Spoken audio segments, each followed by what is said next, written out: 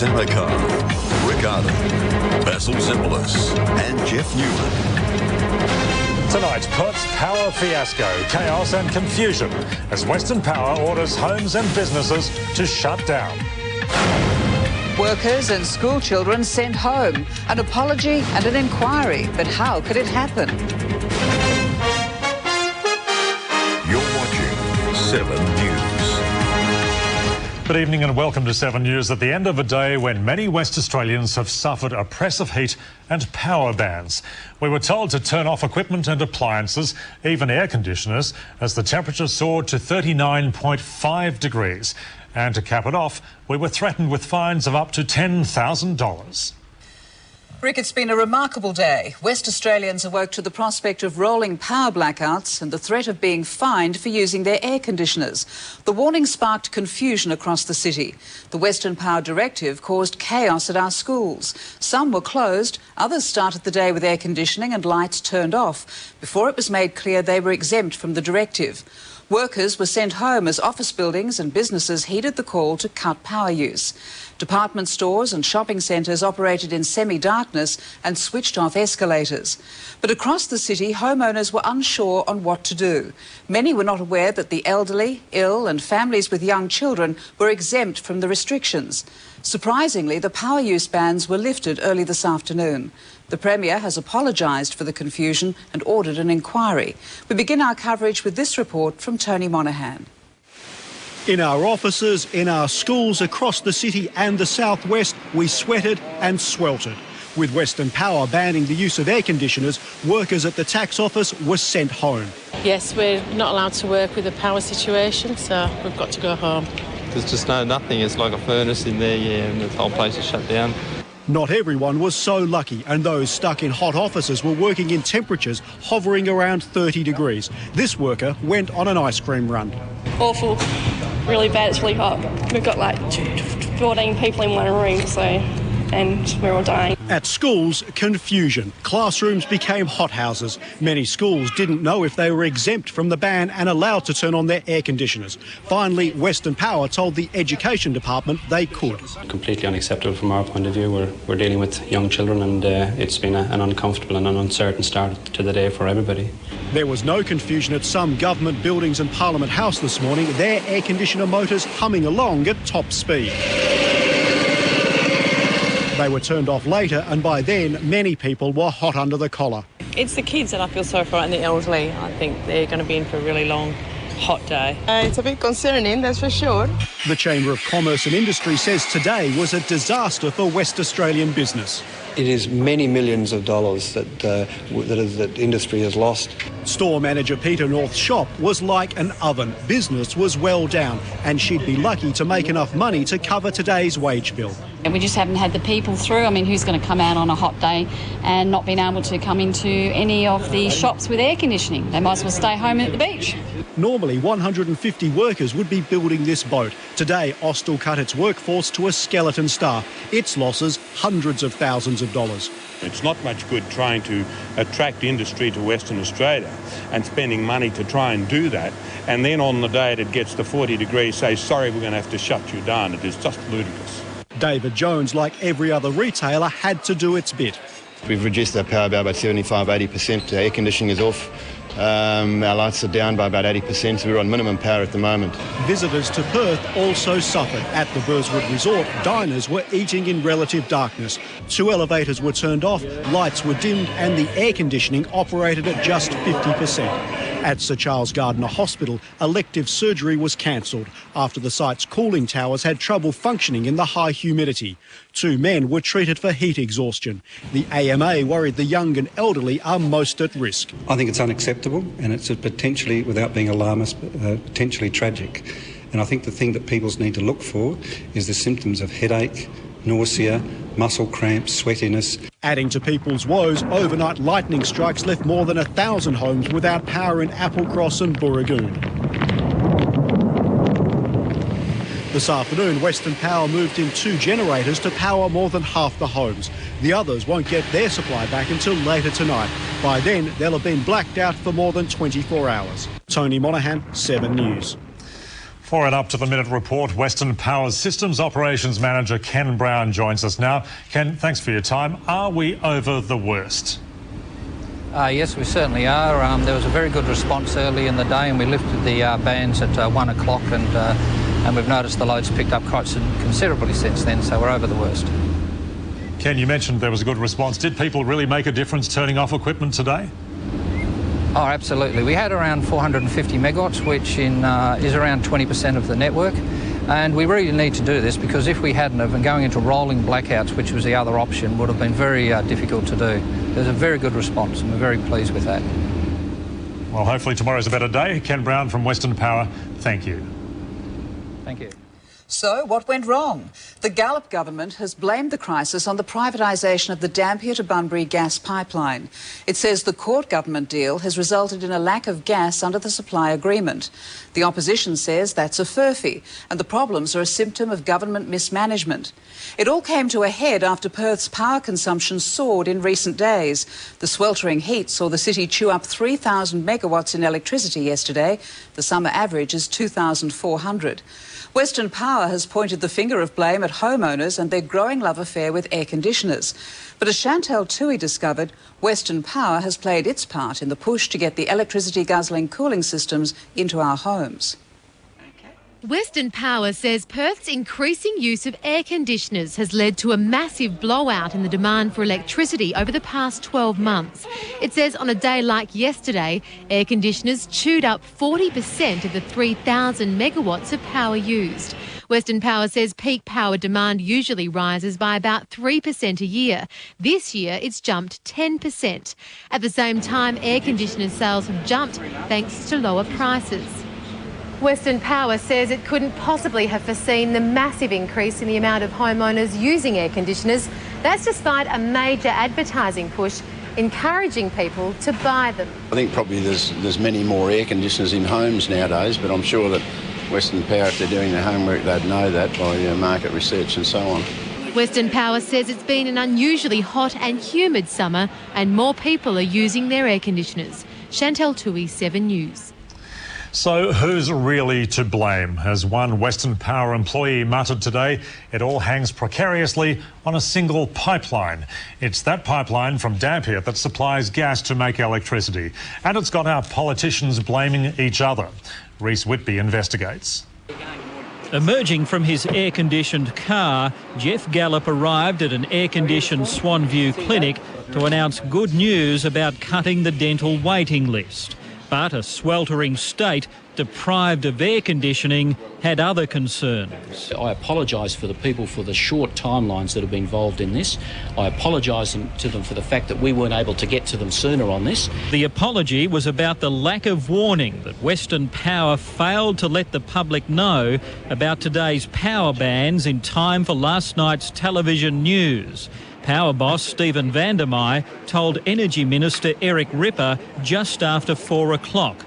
The Premier was told about 5:30, but the public didn't find out until this morning. But this has been a stuff-up, hasn't it? Well, the communication strategy has not been adequate. The power crisis emerged yesterday just hours after a Western Power spokesman gave this public assurance there was nothing to worry about. Not asking people to cut back or change their lifestyle changes. That's not acceptable to West Australians, not acceptable to Western Power. But the real issue today was not about the lack of warning, but how WA's power system buckled in the heat. Jeff Gallop says it's the Liberals' fault for selling off the Dampier gas pipeline for more than $2 billion. The government had this well-rehearsed line. The chickens are coming home to roost.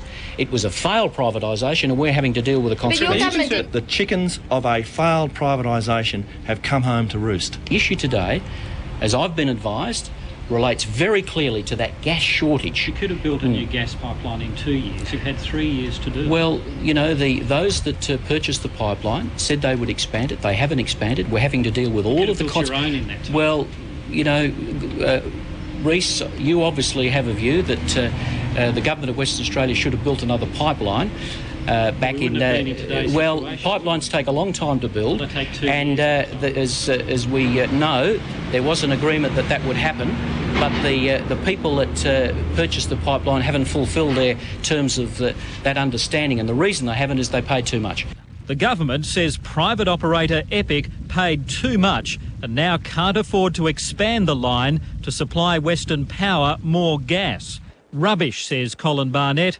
It's simply mismanagement. Both the Minister for Energy and the Chief Executive should be removed immediately for this display of absolute incompetency. The opposition says Western Power could simply order more gas. They didn't plan and purchase enough gas or gas capacity for this summer, and when this crisis emerged, they didn't act until late last night. But Epic Energy says it's supplying Western Power all the gas it can. It won't expand the line to supply more until an independent regulator increases the tariff it can charge for transporting gas on the line. The man in charge of Western Power, Stephen Vandermeer, who earns $500,000 a year, including bonuses, would not face the public. Both Dr Gallop and Mr Ripper defended his refusal to speak. I think he should be speaking today. Well, it's a matter for Western Power. As long as they answer the questions, I'll be happy.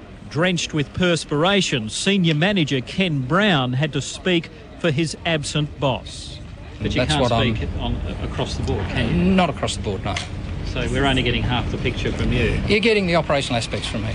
Mr Brown did say threats of $1,000 fines for people using air conditioners was only a scare tactic. We really, at this stage, wouldn't be going out finding people. We have some inspectors out there trying to make sure they're not doing silly things like having all lights on, all air conditioning and everything going. Rhys Whitby, 7 News. Joining us now from Parliament House, Energy Minister Eric Ripper. Now, Mr Ripper, your government has been in office for 3 years. You're the minister responsible for delivering power supplies to West Australians. Do you accept responsibility for this debacle? Of course I accept responsibility, Rick, and the important thing now is to do everything we can to avoid this happening in the future if we can. Well, you've had time to fix it. How did you allow it to get to this? The issue is we've got plenty of power stations and we had all of them available today to serve the need, but we didn't have the fuel because we get the fuel from the Dampier to Bunbury natural gas pipeline. It was privatised by the previous government, and the new owner didn't have a legal obligation to expand it and doesn't have the financial capacity to build the pipeline capacity that the state needs. Well, that's what's happened up to now, but there's been a lot of inconvenience. How will you now fix the problem? The government and Western Power have plans in train to provide up to 200 megawatts of additional generating capacity, not based on gas, for the next summer. So that's part of the plan to avoid this happening in the future, if at all possible.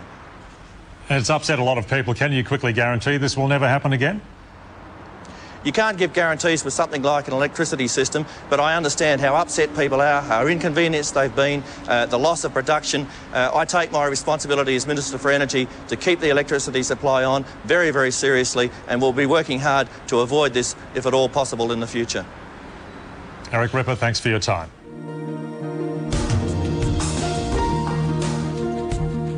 Hello again, good to be with you on this hot summer's night in Perth, a night when Western Power deserves to feel the heat.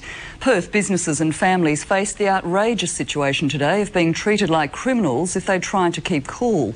And all day, not one word of explanation from the big bosses of Western Power. Here's Graham Butler with the politics of power. Perth's one of the best cities in the world. Plenty of sunshine and warm weather. We all know that. So why has it come as such a surprise to Western Power? Not only can't it cope with a few hot days, its solution seems almost unbelievable, hitting you with $1,000 fine just for turning your air conditioner on, and hitting your deli with a $10,000 fine for doing the same. Well, I think it is absolutely ridiculous that on a typical Perth day, which is a 40-degree odd day, that the utility isn't able to supply power to not only the householders, but for us to have to close down industry. You'd be hard-pressed to find anyone happy about today's power debacle. John Rothwell from Austell Ships isn't just unhappy, he's furious. This has cost him as much as $1 million. It's at least a couple of $100,000 in direct cost of wages.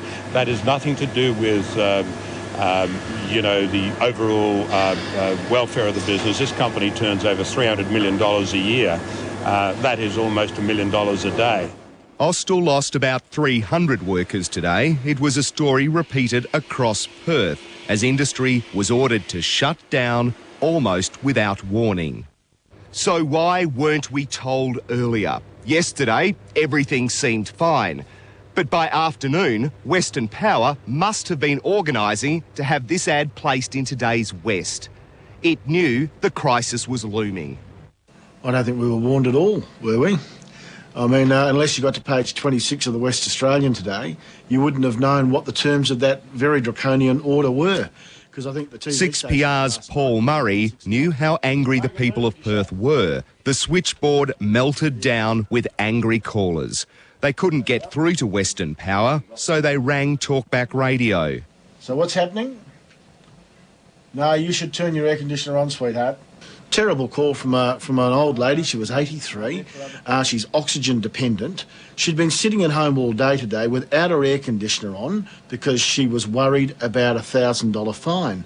As the people of Perth went around in stifling heat and half light, the political duck shoving continued. No one wanted to take responsibility. Everyone blamed each other. We wanted to speak to Western Power boss Steven Vandermeer. Not surprisingly, he said no. We wanted to ask him how Perth has ended up like a third world country, why you can't turn your air conditioner on, and why businesses have been forced to send people home. And how dare they fine you $1,000 just for keeping cool on a 40-degree day. The board of Western Power was also ducking for cover. It's worth noting, while you were being threatened with a $1,000 fine, they earn a small fortune, supposedly for making sure this mess never happens. So who are they? Malcolm McPherson was paid $100,000 as chairman last financial year. Chieftain Securities boss Neil Hamilton paid $43,000. Investment banker Dr. Paul Moy, he took home $16,000 from Western Power. In fact, we left messages for every single board member. Alan Mulgrew, chairman of the Tourism Commission Board. John O'Connor, former Industrial Relations Commissioner. Investment banker Jenny Seabrook. And Charlotte Stockwell, CEO of the town of Kwinana. And who could forget Steven Vandermeer, paid $400,000 a year by you. And not one of them returned our call. When Western Power did put up a spokesman, get this, he blamed you. We are a very, very energy-hungry society that we just leave the air conditioner on for probably 20 hours when really you could get away with it probably for 10. Ken Brown is the man Western Power made face the public music. It's just at this time of the year, when you have 3 hot days, it does cause a lot of system problems.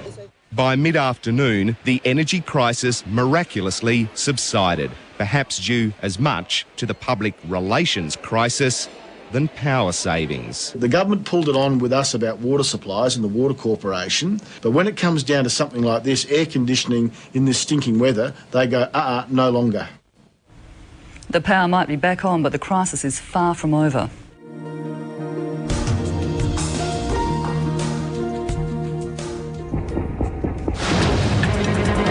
Susanna Carr, Rick Arden, Basil Zimbalist and Jeff Newman.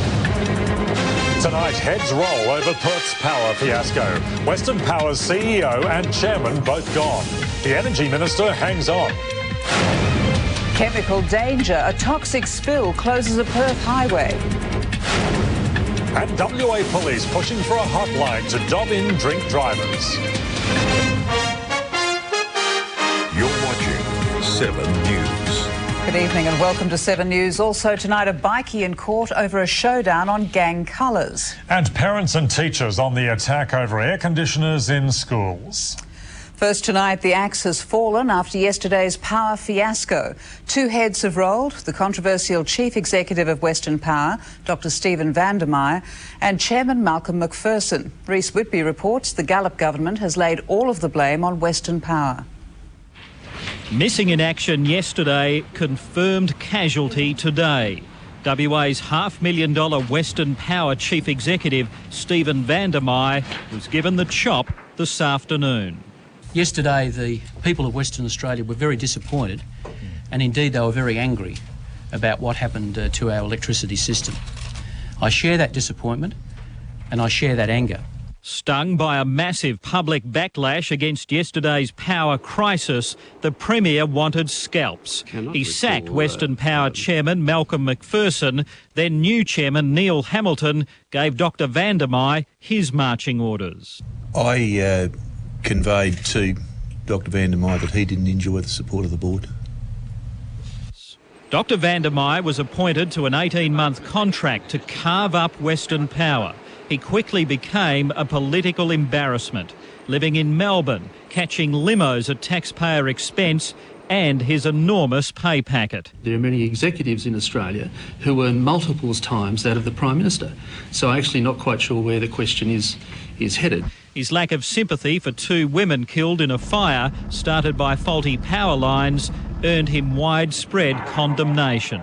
No, I don't apologise to the family of the dead women. The final straw came yesterday. After bungling a warning about power bans, the chief refused to face the public. No answer at Dr van der Meij's South Perth apartment. It's not known if he's already flown home to Melbourne. Facing its worst political crisis, the Gallop government desperately hopes these sackings will diffuse public anger. Well, and what I say to Dr Gallop, finish the job, remove the person ultimately responsible, Eric Ripper, the Minister for Energy. He has been incompetent, he has been neglectful in his duties as a minister. Rhys Whitby, 7 News. But Energy Minister Eric Ripper is defiantly hanging on. Yesterday he accepted responsibility for the confusion and chaos across Perth. Today it was a different story. Not happy to just accept apologies, an angry Premier and Energy Minister arrived at Western Power demanding answers. Shortly after they left, two of the power utilities' top brass had fallen on their sword, accepting blame for the crisis. But yesterday on 7 News, Energy Minister Eric Ripper said he was responsible. Of course I accept responsibility, Rick, and the important thing now is to do everything we can to avoid this happening in the future if we can. Today, the man who yesterday accepted the blame made clear how limited his acceptance is. The Minister for Energy does take responsibility for delivering electricity to as an essential service. In our system, though, the Minister doesn't have day-to-day control of the management of Western Power. The Premier jumped to the defence of his deputy. This is the appropriate thing to do. The board is responsible to the government, and the government is accountable to the people. While Eric Ripper stays, 3 of Western Power's top brass have now gone in 12 months. So what would it take for the minister to be dumped? Look, I don't deal with hypothetical questions. Opposition leader Colin Barnett has accused Western Power of buckling under political pressure, saying they ended yesterday's power bans well before they should have. Certainly not from my office, and indeed I raised that matter with the Minister. No way at all. No. But the problems for the government might be far from over. The Chamber of Commerce says yesterday businesses lost tens of millions of dollars and aren't ruling out a class action for compensation. If industry can't get assurances that this won't happen again, then what they'll be demanding is assurances that it can be handled better in the future. Tony Monaghan, 7 News.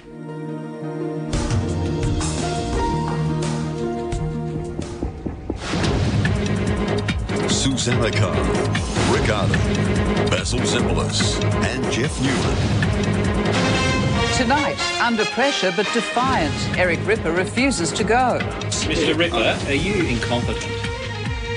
Well, I think we've got some difficult issues to deal with. And WA's water chief tipped to take over at Western Power. Run down, dragged under a car, a young footballer's horror story. And Glenn Jakovich sidelined by more heart trouble. You're watching 7 News. Hello and welcome. Also tonight, a shopping revolution hits Perth, the do-it-yourself checkout. And he's back. Shane Warne recalled to the Australian Test team.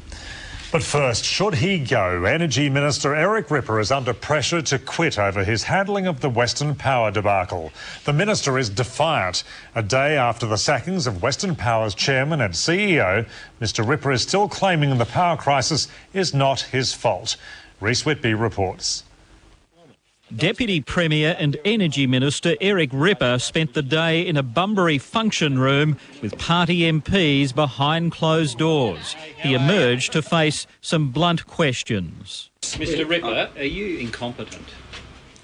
Well, I think we've got some difficult issues to deal with. Mr Ripper, should you resign?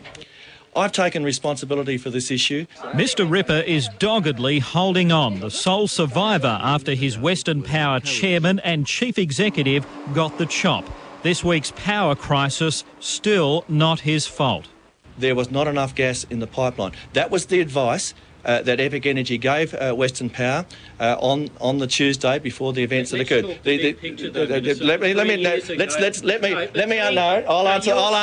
I'll answer this question, and you can wait your turn in the queue. But in Sydney, owner of the Dampier gas pipeline, Epic, finally went public and contradicted the minister. No, it wasn't correct. Epic says the government could have avoided WA's gas shortage simply by asking for more years ago. If Western Power had contracted before when we were in a position to expand the pipeline, we said to the government it was necessary to sort it out. No point having a contract for a certain amount of gas if the pipeline operationally can't deliver it. If you ask for a contract for more firm supply, Epic says under the National Access Code they're obliged to put that... Well, let me say this. Eric Ripper must be removed as Energy Minister. He must pay the price for his incompetence. Get rid of him. He's a mess. Absolutely, I say get rid of him. He should go. I think so, yeah. Yep. Labor MPs were quick to back their deputy leader. You still got confidence in Eric? Absolutely, absolutely, yeah. Eric's doing a good job? Absolutely. A notable exception, Police Minister Michelle Roberts. Have you got confidence in the deputy leader of your party? You can surely comment on that. I'm not commenting on the issue at all. At the end of their darkest week in government, Labor MPs will tonight dine together at a Bunbury restaurant. They'll have a lot to talk about. The tables are laid out, Atlantic salmon and sirloin on the menu. We're assured taxpayers aren't picking up the tab. Rhys Whitby, 7 News. 2 weeks after Perth's power fiasco, embattled Energy Minister Eric Ripper has faced the wrath of an angry Parliament. The man, an overwhelming number of 7 News poll respondents say should resign for his handling of the Western Power affair, copped howls of derision when he tried to blame the weather. A power off, Energy Minister has to go if they don't... After so much public anger and calls for his head, Eric Ripper finally came under the scrutiny of Parliament and blew his cool. If we come in here after a serious power restriction, after a power crisis... Catcalls of Mr Bumble Fumble rang out as Mr Ripper tabled a Weather Bureau letter explaining that Black Wednesday, when we all copped power bans, was the worst combination of temperature and humidity since 1955.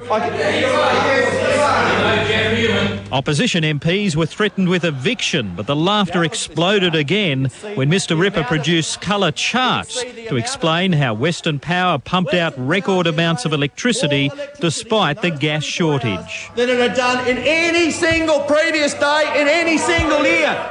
We almost saw the Energy Minister blow a fuse, a sign the opposition's getting under the government's skin.